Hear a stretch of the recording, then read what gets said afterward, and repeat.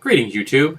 Today I'm wearing my Mad Scientist Union shirt, which is very cool and actually got a compliment while I was out and about today. Another weekend, some new bargains. Not a whole lot this weekend. We got the Broken Spears, the Aztec account of the conquest of Mexico. Because I've never really been happy with the European invasion of the Americas, and that's exactly how I view it, as an invasion. I don't think of it as settlers or colonists.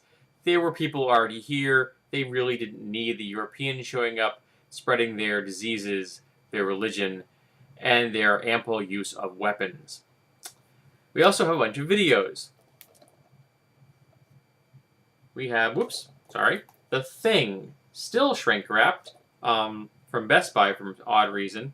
I paid $2.50 for it. But this has got commentary with John Carpenter and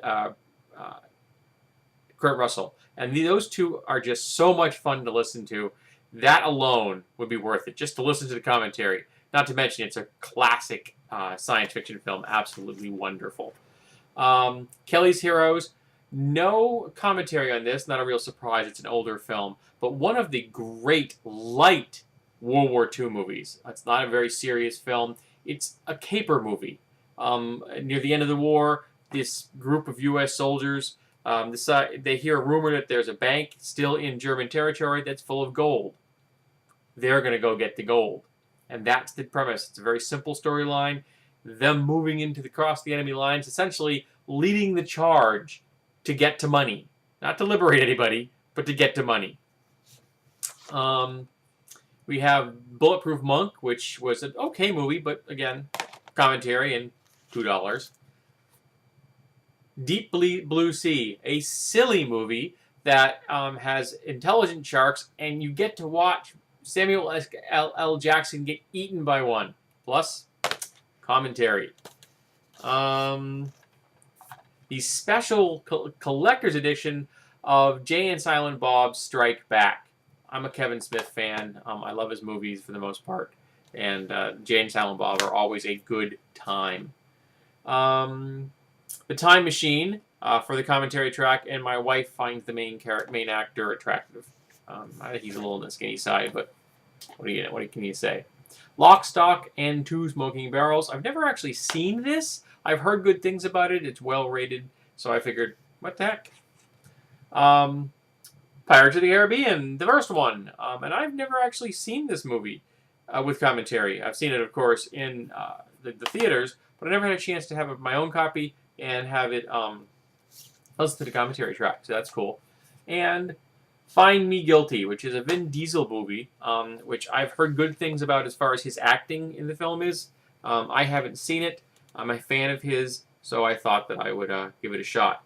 Now, I got a gift card recently to a hardware store, so I decided I need new tools. So, here we have a Japanese-style pull saw.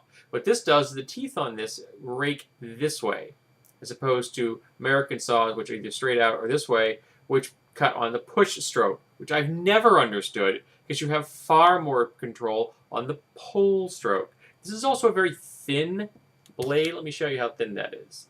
That's got a very thin kerf. And kerf is the width of the blade and the amount of material it removes from the wood as it's cutting. This is a very thin kerf. That's cool. It's also extremely flexible. So you can actually lay this down like this and cut, say if you need to cut something on the floor like this or somewhere like that, you can do that without hurting the device. And because everyone needs one of these, and I didn't have one, I now have a big, heavy pry bar. This is a serious pry bar, man. It's got nice curve on this end.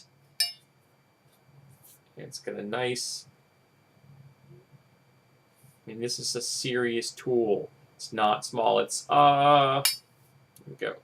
Stanley Bostitch. I've never always wanted a big, heavy pry bar, and I was getting a classic crowbar when I saw this one, which seemed to me a much more useful shape. So I thought, what the heck? I'll pick one up. Those two tools with the gift card only ran me $10, so you can't lose. So my wife's not here today, so we have no secret guest, but I can, however, show you Nyarlathotep, who is part of the Cthulhu mythos, and I picked him up on sale once at a comic book store.